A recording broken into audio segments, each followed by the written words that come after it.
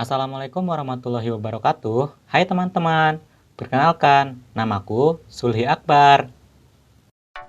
Oke, langsung saja kita ke pembahasannya ya.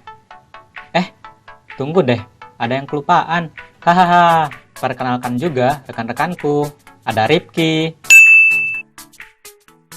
ada Apandi juga, dan dosen pembimbing kami yang luar biasa, Ibu Nurlali Handayani, SPD, MPD. Kami dari Universitas Mataram, Nusa Tenggara Barat. Oh ya, sebelum kita masuk ke pembahasannya, KD yang digunakan dalam pembahasan kali ini adalah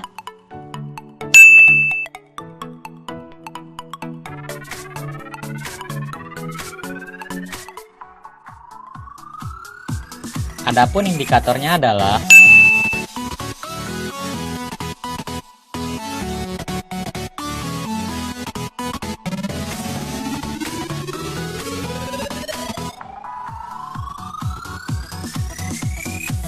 Nah, sekarang let's go ke pembahasannya.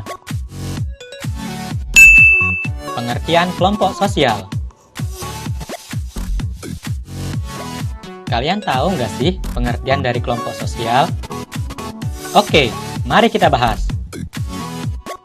Kelompok sosial adalah wujud interaksi manusia yang dibangun dengan pola-pola tertentu. Interaksi yang terjalin di dalam kelompok bersifat intensif. Adanya kesamaan atau homogenitas dalam masyarakat menjadi latar belakang terbentuknya kelompok sosial.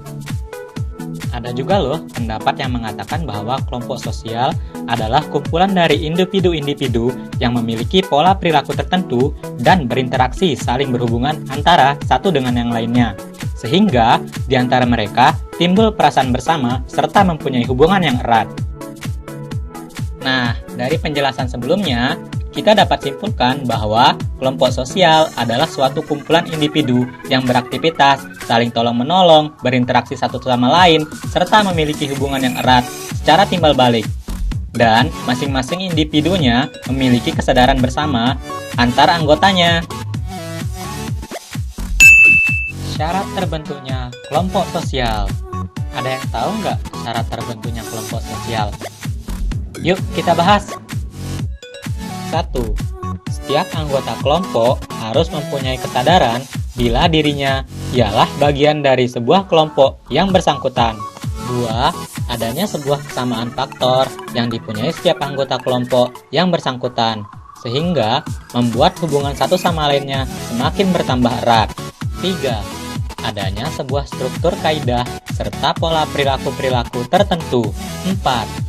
Kelompok sosial mempunyai sebuah sistem dan berprogres. Dan yang kelima, adanya sebuah hubungan timbal balik sesama anggota kelompok lainnya. Jenis-jenis kelompok sosial.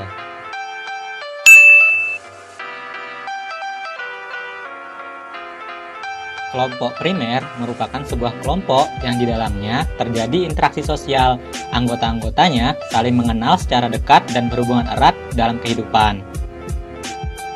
Contoh dari kelompok primer itu sendiri seperti keluarga, teman sepermainan, kelompok agama, dan lain-lain.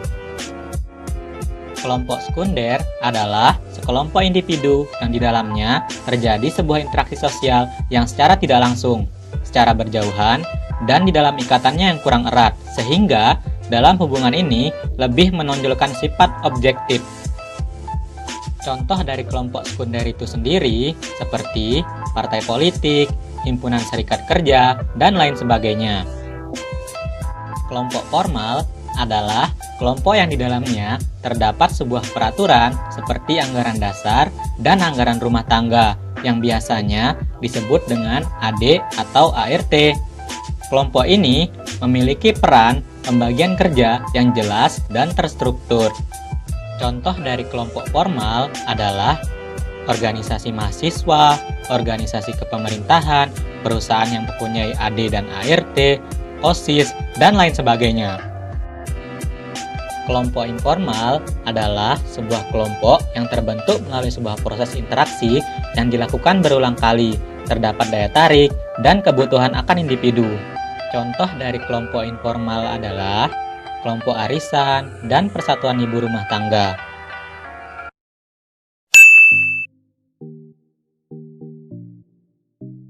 Kelompok dengan solidaritas organik adalah jenis kelompok yang memiliki solidaritas atau hubungan masyarakat yang didasarkan kepada asas untung dan rugi, serta lebih cenderung ke arah individualistis karena tingkat kesadaran bersama masih rendah. Pada umumnya, banyak ditemui pada masyarakat yang tinggal di daerah perkotaan. Kelompok dengan solidaritas mekanik adalah suatu kelompok yang memiliki hubungan sosial yang terjalin akrab serta kekeluargaan yang sangat tinggi. Masih cenderung menetapkan sistem gotong royong dan tidak ada pembagian kerja. Pada umumnya, kelompok ini banyak dijumpai pada masyarakat-masyarakat yang masih tinggal di wilayah pedesaan.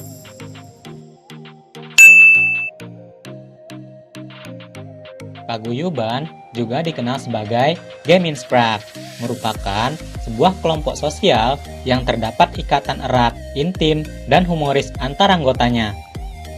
Contoh dari paguyuban adalah ikatan kumpulan mahasiswa yang berasal dari kota yang sama, keluarga, RT, dan RW. Patembayan juga dikenal dengan sebutan Gesellschaft, yaitu kelompok sosial atau kehidupan publik yang hanya sifatnya sementara atau semu. Bentuk kelompok ini lebih sering terdapat dalam sebuah hubungan atau ikatan perjanjian berdasarkan pada ikatan timbal balik.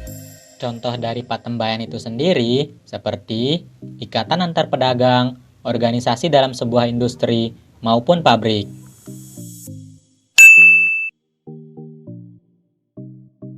In-group adalah sebuah kelompok sosial dengan anggota individu yang mengidentifikasikan dirinya dengan kelompok sosialnya.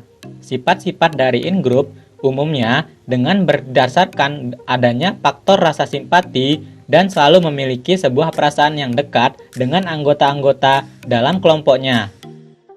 Out-group adalah sebuah kelompok sosial yang oleh individu di dalamnya diartikan sebagai lawan dari in-groupnya.